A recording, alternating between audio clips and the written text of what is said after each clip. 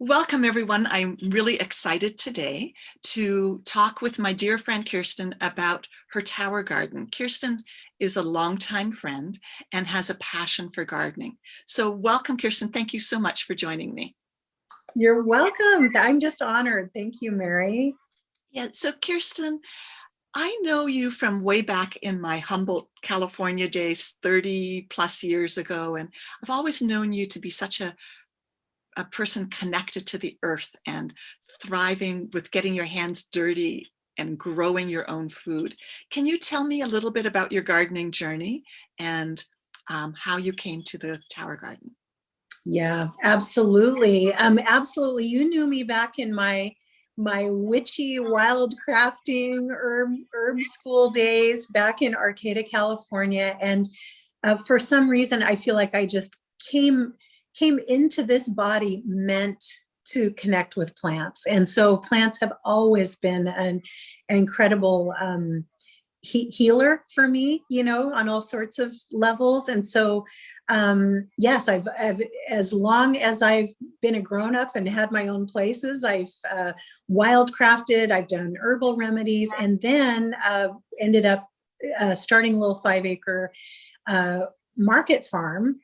A little organic farm on the Olympic Peninsula back in the 90s, and really got a taste for how much work it is, have ultimate respect for farmers after that journey, and really just decided it was too much physically and emotionally and mentally and all of it for my husband and I to do. But we've always, everywhere we've lived, we've built planter gardens. If we've lived in apartments, we've had, container gardens.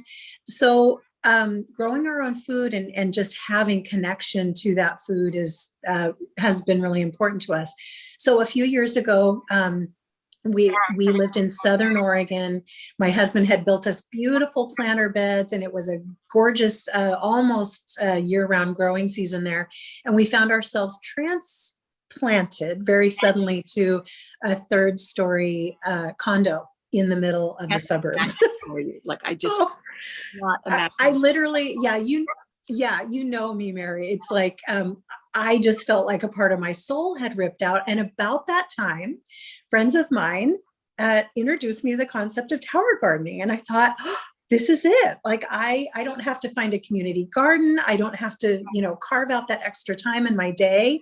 And it's an aeroponic growing system that allowed us in that first year to grow so much food on the corner of our 3rd-story deck. And I thought, once we move back to a house, we'll go back to dirt gardening. And I'll tell you, it's been kind of like we've never looked back. So we have 2 tower gardens now. In a few minutes, I can take you on a little tour. And we just grow year round with our tower now. It's been phenomenal.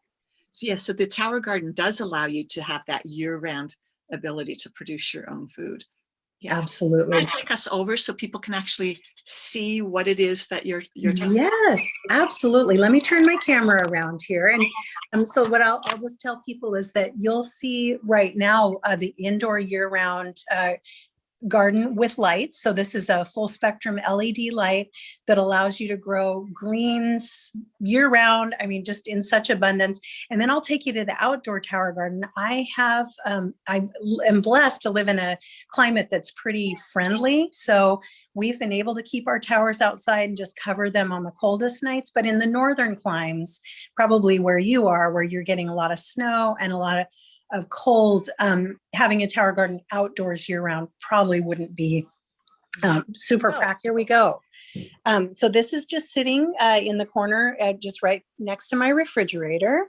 And so what this is, it's a 20-gallon reservoir that circulates the same water over and over, and it's a nutrient-rich water. So they're, with every tower garden, they send a tower tonic A and B, which is a non-toxic, non-petrochemical earth and sea mineral blend. You add the minerals to your reservoir right here. And I don't know if you can see my little pump down there or not. Yes, I can. But it'll probably come on in the time that we're on this call. But essentially the water circulates from this reservoir and goes all the way up this tube. It's just a long tube, kind of like Legos, up to the top, and then rains water down on the roots. So it's a soilless system. And this is the light, as Mary said, the reason I'm able to grow indoors is that this is an LED light system that's on its own timer. So it's a complete no-brainer. You just set it. And these lights, it's going to get a little bright here, folks. So apologize. But these are happy lights as well. They're full spectrum. So we've got this gorgeous, full spectrum little machine in the corner of our kitchen. So. And Kirsten, when you sit, it draws the water up and then showers it over the roots. That's within that circular tower. It's not over the leaves. So you're not having water kind of rain down in your home, right? Exactly right. Yeah, I don't know if it's going to be obvious here. I think when I go to my outdoor tower, it's going to be a little more obvious. But yeah, I think I may be able to pop this one out. This is an old growth basil. So most of us are used to the idea of basil only in July and August, right? And I have had basil all winter long. That is just, I think I'm going on my 6th or 7th batch of pesto now. And my first batch was in January. So it's pretty crazy, but let me see if I can find something to kind of show you how the water rains down. It's a little difficult one-handed here, but whoops, if I just pop that out, you see the root system here. Mm-hmm. And then if the tower does turn on, I'll just kind of zoom you in there and show you that that's where the water circulates. So you're absolutely right. It's an internal circulation system, not external. So you're not getting water raining down. That's some cilantro there also that keeps on giving. You didn't damage the plant there. You can just pop it back in and it's good to go. Pop it back in. And that's the beauty. This is what transplanting with a tower garden looks like. So, as an occupational therapist too, Mary, I just, and for myself, getting a little older and having undergone a few injuries myself, I'm really appreciating how body friendly tower gardening is compared to, hauling compost, hauling dirt, building planter boxes, which we do have. We still have a little dirt garden outside. This is edible calendula. Speaking back to my old herbal days, my little edible awesome. Edible leaves go into salad, and flowers in winter in my house just make me happy anyway. So a little bit about all the different plants you have. Yeah. So on this tower, up here, I have some brand new little starts of baby greens. So that'll be arugula, mizuna, baby lettuces. I have chard. I have cilantro, some more chard. Basil, as I said, look at the size of that basil leaf. Oh my goodness. I've got bok choy that goes into stir fries. My calendula, as I said. Oh, back here, this is a fun one. I've got a celery plant. Wow. So you can see the celery stalks here. That's amazing. And isn't it incredible? So really anything green will grow in your tower. More kale. I've got some lettuce back here. I've got, this is some collard greens right here. But essentially, you can, and my outdoor tower has even more variety. But since we're talking about some of the smoothie greens, I just wanted to show you, I wanted to give a little plug for the Pampered Chef heated blender that I use every single day. So this is what getting greens for my smoothies look like. I'll pick a little chard leaf, which is minutes old, so it's got all that nutrition. I'll pick a couple kale leaves, and boom, I go over to and I use this blender and get fresh greens in my smoothies every single day. So I just wanted to thank you for this amazing tool that has entered my life in the past few months, because there's nothing worse, like with my old, with my old blender, there's nothing worse than having kale chunks in your. Well, I remember when you were telling me that you really wanted to find a solution to having those stringy greens in your Oh. I said, Kirsten, I have the solution for you. Yes, you told me. Blender. It has been absolutely a glorious thing to have, to really like pump up the volume of getting all these greens in my diet every single day. And I don't just put kale and chard in. I'll put a celery leaf. I put parsley in, which I'll show you in my outdoor tower. I just try to get as much variety as possible because, you know, our plant nutrition scientists tell us that, you know, the wider variety of plants we can get in our bodies, the more phytonutrition we get, and the better it is for us. So your blender has absolutely been a godsend to helping me do that. Yeah. I'm so glad. And you're talking about the freshness of picking it right there. And regardless of what kind of garden you have, that's the benefit of growing our own food. Not only is it the freshest, therefore the most nutritious, it's local to us. So it has what we need. Do you want to talk a little bit about that? Because I know you're so knowledgeable about the importance of eating local so that we're getting the nutrients that are most valuable to us. Yes, absolutely. I've learned more and more over the years. And I think, again, just as plant science evolves and kind of nutrition science evolves, we really know that one, our food quality is decreasing. Not only are the growing practices, even on organic farms. And my husband and I have been huge proponents of organic certification and will only buy organic in the grocery store. And the limitation there is that there is not a lot of oversight on organic farms. Once a farm is certified, they maybe will get an annual inspection and nothing else. So there's no controlling water quality. If there's water contamination, if there's overspray from a conventional farm next door, the trucks that our food are transported in, you can grow purely and organically, and you can load it into a truck that's had pesticide laden food, crossing state lines, certainly crossing international borders. Your organic stuff is going to be sprayed. And when, especially in the winter in our northern climates, the food that reaches our grocery store shelves are often weeks old by the time they even get to the grocery store. So every second that plant is off the vine, the phytonutrition, the plant nutrition is decreasing. So while we may get the fiber from the lettuce, we may get all those goodies from buying, a box of lettuce at the grocery store, like microgreens at the grocery store.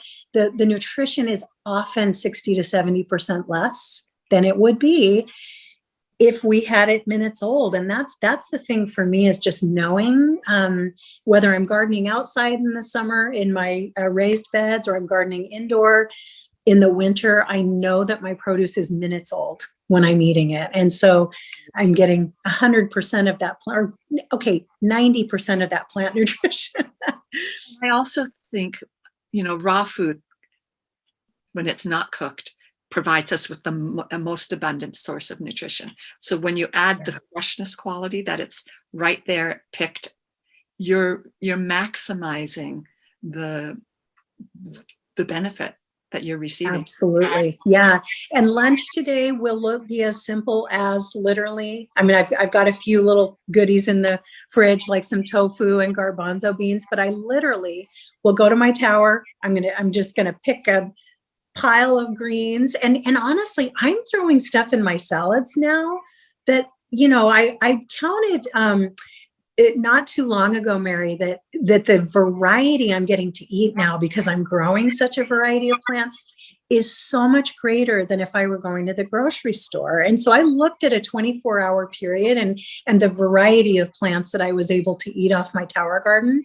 And it was 18 just from my tower gardens in the past 24 hours. And I was just thinking back and actually did a little experiment. I went to the grocery store and took a picture of those 18 plants and what I would have had to spend at the grocery store to get that variety And because, you and Daniel are just two of you in your household also, same in my household, you still have to buy huge quantities for two people. And it So bothers me. Like we try to eat it all, but sometimes it just doesn't happen, or you're it doesn't. for a long period of time.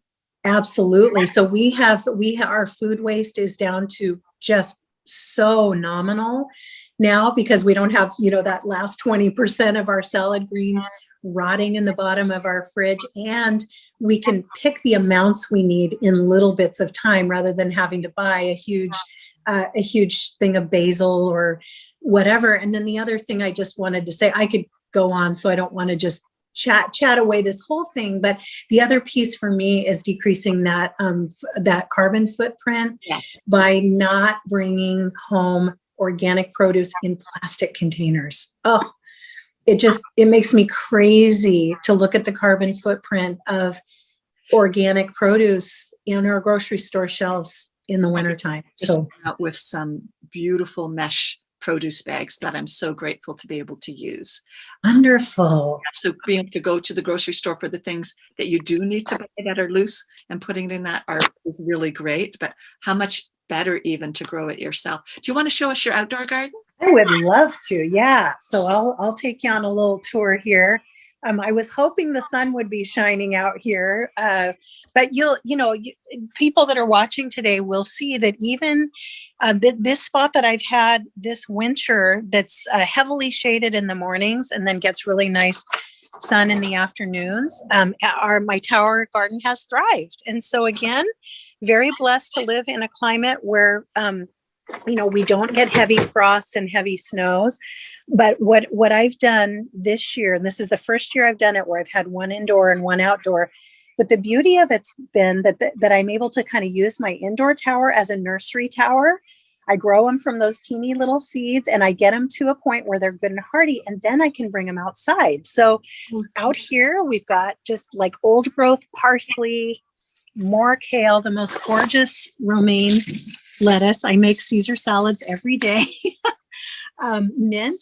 So I've been making tea and little fake mojitos out of my mint that's going crazy. More parsley, more. And I love kale so much. I always do a variety of kale. So right here, I've got, I think, this dinosaur kale, curly, and then this purple kale. Oh, that's yeah. How long can you eat from those plants? Like, so let's say you're going to harvest. What would you do when you're harvesting these? Yeah. Well, you know what? Why don't I, since it's close to lunchtime here, I'll just show you how I harvest. So here's this beautiful Buttercrunch lettuce. And each plant has a different life cycle. And so, kind of arugulas, mizunas, your mustard greens have a pretty short life cycle. So I would say even if you're harvesting off of them regularly, you're going to have maybe 6 or 8 weeks. These lettuces, on the other hand, I just pick from the back. So I'll just grab a leaf here, grab another leaf from the back. And this lettuce, I think I've been eating off of for 3 months now. It's been, yeah. And this, same with this romaine, I'll just pick the bigger, more mature leaves. And, eventually, this one is probably getting to the point. I've been picking off of it for a while. I'll probably pick off that one another couple weeks and then just replace it with one of my babies. But that essentially is how I pick. I just pick from the back of the plant with the more mature leaves. With my chards, again, I'll throw some of that in my salad. I'll just pick one of those off. Parsley has such an incredible medicinal value and is a good blood and liver detoxer. I always try and get a little parsley in my salads. And in the mint and the cilantro, those all will grow for a long period of time. Like you don't plant those. Yeah, this mint I think is going to probably grow for years because it is a perennial. And for any of you that grow mint in your garden, how hardy these are. Yeah.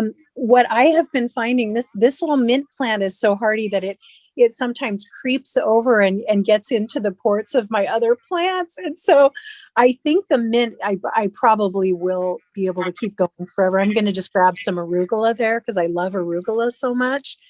But that's kind of how it's been going. And this just sits, this is just in my front patio, and people, it's been a really great conversation starter with my neighbors this winter too, because, we are all craving connection, and yet but I've had neighbors just stop by and ask me about it. And I've been able to give them a bag of kale or chard if that's coming on. And it's just been, it's been a really lovely way to connect with my neighbors this year. So fantastic. Safe porch visits. Exactly. And yeah, that is absolutely right. And, just to kind of speak to the reality of the pandemic as well, just having control over our food source this past year. I mean, obviously the tower can't grow your eggs. It can't grow carrots and root vegetables, but to have a fresh source of clean greens has really reduced the numbers of trips we've had to take to the grocery store. I mean, if we've got some canned goods and some, soups frozen up and whatnot, we've often not had to go to the grocery for a couple of weeks because we've got our salads and all of our greens, which are usually the things we're going to the grocery store pretty often for, right? Yeah. So now you showed us that incredible variety of greens. Like if I go, I may get a mixed green carton, if my garden isn't ready yet, but yeah. I don't have like, I want a little of this. I want this. I can customize my blend in the moment. Yeah. That's awesome. But what other things can you grow, like cherry tomatoes or squash or those kinds of things as well? Absolutely. It's been really fun. Now I do have some really hardcore tower gardeners in my community that will hand pollinate and are so careful about doing their fruiting things indoors that they will grow tomatoes and squash and strawberries and fruiting things indoors. I personally have gone the easy route. My husband just says to grow indoor in a tower, it's a greens machine. If you do not have a green thumb, if you just want to press the easy button, greens are your thing. But in the summertime on my towers, tomatoes, squash, melons, berries, anything that fruits and flowers can grow on the tower garden. And that first year that I was discussing being in our on our third story apartment, we grew 3 varieties of tomatoes. I was completely new doing this. So I'm like, I'm going to grow early girls and some cherry tomatoes and some beefsteak. And I had no idea. Big tomatoes. Huge. I had the most break down. Because normally I have to stake my tomatoes, and obviously you can't do that with the tower garden. Yeah.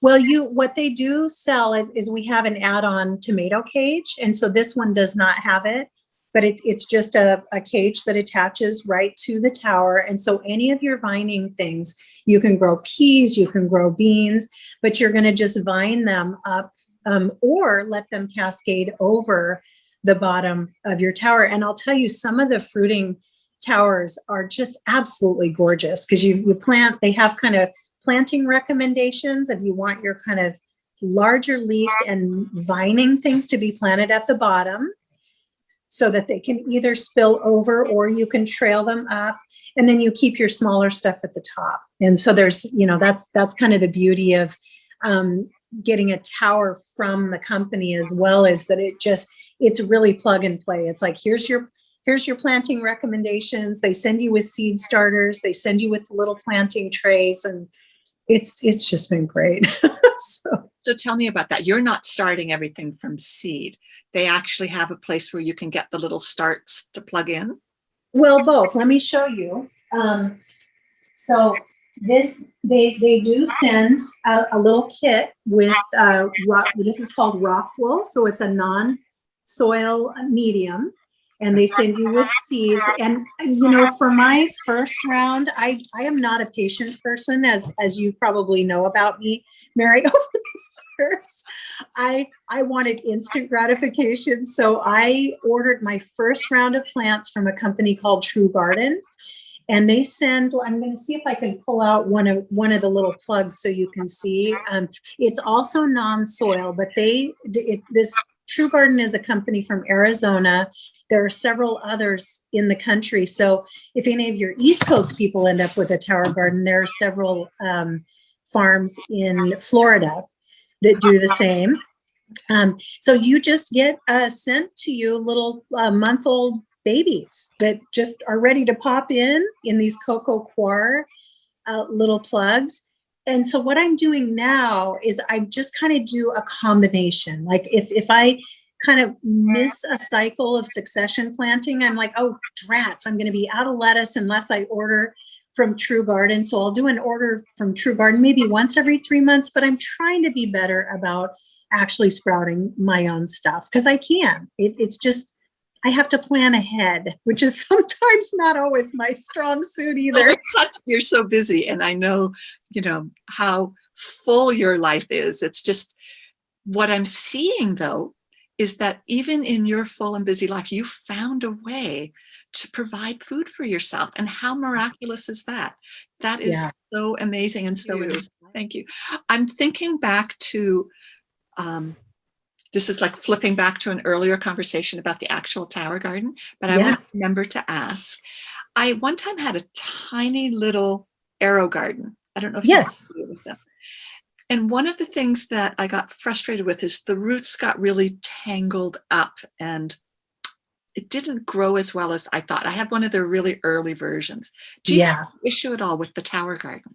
What you have to do with the roots that get pretty long, and there are some plants where like those mint plants, I pull them out like I showed you a little bit earlier, and you just trim them off because they will. And tomatoes, I learned this lesson the hard way the first year when I told you how my tomatoes exploded. Tomatoes also have a root system that go down. You literally just have to get in there and hack them off. And if you don't, they'll get tangled up in the in the pump. They'll kind of get gnarled, probably like you experienced. The older kales will do that too. I have some pictures of my first generation of kale that we almost had to take a Sawzall to get it out of here because the roots got so big and so jammed into those ports. Now I literally just probably once every 6 or 8 weeks will pull all those plants out that I know have bigger root systems, just cut them. It doesn't damage the plant. It makes them healthier, and it keeps your system healthier too. That would be about the only maintenance that you're really talking about, filling up the water well, adding the nutrients, and then every 6 weeks or so, giving your roots a haircut. Yeah. I mean, just to give you an example, this last week, I did plant, this whole tray was full at the beginning of the week. So all of those little plants are in the top part of my tower now. And when, I don't know if you noticed, but there will be a little buildup of, because that's, it's minerals in the water. And so there will be just like a little crusty mineral buildup. So I just took a little Norwex cloth, and for anybody out there that are Norwexers, it's a beautiful, the tower garden and Norwex communities are like this because Norwex cleans the tower without you having to use a scrubby, and you're not having to use toxic chemicals to get that scale off there. So I just took my Norwex cloth, I kind of rubbed off the little bit of scale, I popped these guys in, and my transplanting of 15 plants took me about 15 minutes. And I added a little water and checked my pH levels. And so that was maybe another 5 minutes. So I would say maintenance, and I've talked with other veteran tower gardeners. If you break it down, the maintenance on a tower garden is probably 5 minutes a day. So now I'm preparing my raised bed, and like I'm digging out all the grass that's grown and pulling out the roots, and like, I know, you get ready, but it's going to be really weeded by the time. Well, and just so your viewers know too, Mary, I still I can't be without my hands in dirt. There's something so elemental about coming in with your dirty fingernails and your dirty feet. And I will never let go of having some outdoor gardens. But now what I grow are just, I grow my root crops. So I'll do my potatoes, my carrots, my beets. There's very little in that garden other than the root stuff that does better in dirt than the tower. So I still have a passion. I still got my compost pile out there that I'm going to need to turn later today, and love seeing the earthworms that get all, I'm still a dirt and earth girl, but for all the reasons you mentioned, the ease, the accessibility, the low maintenance, the body friendliness of it, there will be no turning back for me. So you're going to be able to take this with you, because in another year or so, you're moving to a whole new home in Oregon, and yes, you're going to be able to take this with you, where you're not going to take your raised bed with you. I don't think. Absolutely. Yeah, absolutely. Well said. I have an entire group of RVers on my team that just will be at an RV park for 3 or 4 weeks. They'll drain the water out of their tower, roll it into their RV, and off they go. If people want to Google tower gardens and sailboats, there are people that have towers on their sailboats. And the other cool thing, when we do move, it's going to be to a much sunnier climate. And I am super excited. We are going to experiment with a solar retrofit on our towers so that they will be completely self-sufficient. So I stay tuned for that chapter of our tower garden journey, because I get super excited about just self-maintaining renewable energy systems. So Pretty exciting.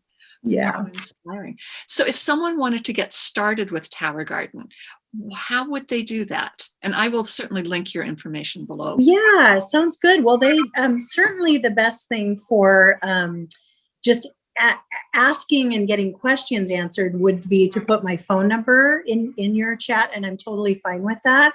I do have a website that lets people kind of browse. There are 2 models. So I've got the kind of workhorse model of tower garden, which is called the Tower Garden Flex, which is really, really best if you're wanting to do major production, if you're wanting to do a lot of vining things, or if you want to garden outside where there may be wind, you might have big dogs or kids. These are super stable, and they're our workhorse. In the past year, they came out with a new model, which is called the Tower Garden Home. And it's a smaller model. It's only 24 inches in diameter. This one is 36 inches. So for smaller spaces, for people who just want to garden indoors, the Tower Garden Home is cute and compact and really beautiful. And my website will have both of those. So yeah. That is super cool. So Yeah. Tell me, when I know the other thing that you offer is Juice Plus.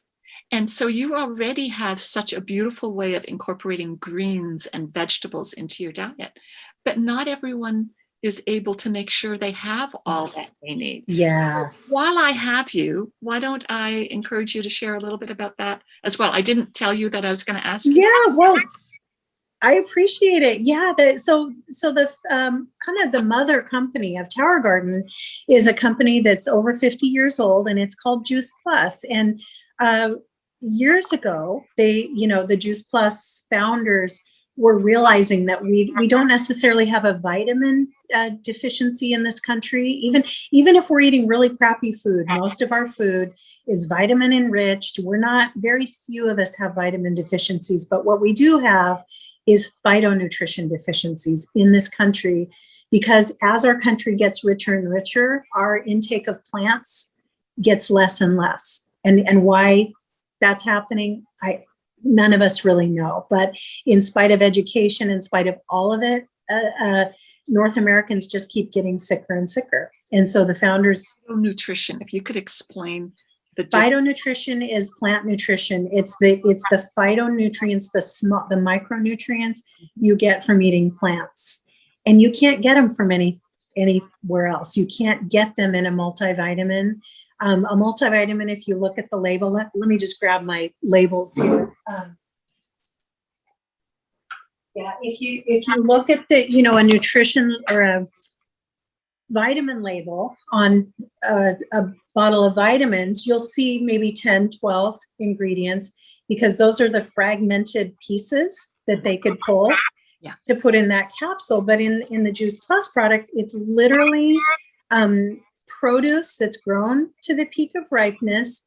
It's dried in a way that preserves most of the nutrition.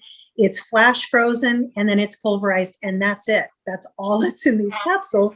So what you get in the Juice Plus products is just, you get a food label, not a nutrition label. And I'm sorry, excuse me, you get a nutrition label, not a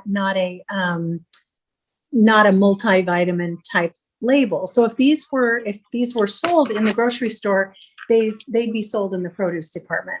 So you're absolutely right, Mary. Even with growing our own food and really being committed to eating a lot of plants, on my best days, I may be getting 5 or 6 servings, because a serving is a fist size serving of raw vine ripened produce. And I realized, the recommendation now, because of all the reasons I talked earlier, is that we get 7 to 13 servings a day.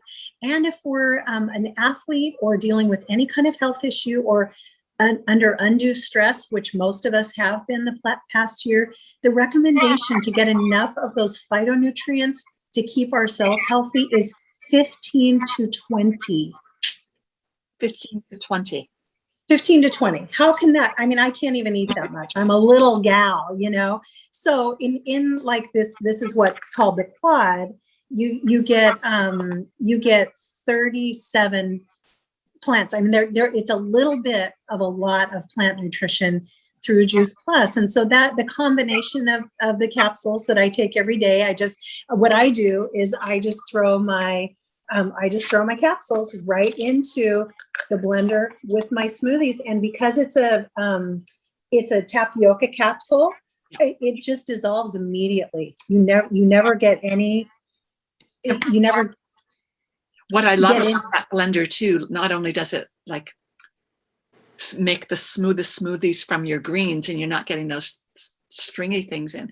You can throw seeds in there, like I throwing my pumpkin seeds and sunflower seeds, and rounding out that nutrition with as much. Like I'll throw my garbanzo beans or other, like, just sounds like strange kind of smoothie, but it's packed with all of that.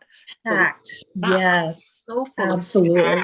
And those capsules will just enhance that even more. Yeah. And during, again, just kind of the gift of the pandemic. I mean, you and I have been talking a lot, Mary, over the past months of what the blessings have been, while so many people are struggling and, people's health is, really compromised, is I just feel like, with the between having access to my fresh food here and having access to the Juice Plus capsules, which actually have 5 research studies on immune system boosting, I just feel like I've been so blessed. Like I've kind of got this foundation of nutrition, but then my community around healthy living has expanded. I mean, our reconnection, Mary, around our passion for helping people get back to, the basics, like being in their kitchens and having good kitchen tools and providing for their families. It's been a total gift. You've been a big part of that. So thank you. Oh, thank you. Well, Kirsten, is there anything else that you can think of that you'd like to share about gardening, feeding ourselves in healthy ways through the Tower Garden? I've so appreciated your time. Oh, and I just appreciate you asking. I would just say, for any of you out there that are even the slightest bit curious, reach out and join both Mary and my Healthy Living pages. I mean, Mary's in the kitchen with Mary is just such a lovely clearinghouse for all things healthy. And I would just say, open yourselves up to this exploration of growing your own food, preparing food with, top quality kitchen appliances, because really, the kitchen and the food that we grow and prepare and feed our families is really at the heart of all of our health. And healthy community is also a part of that. And Mary and I are just steeped in both of those things. So, and I think this past year, above all else, has really brought home the value of family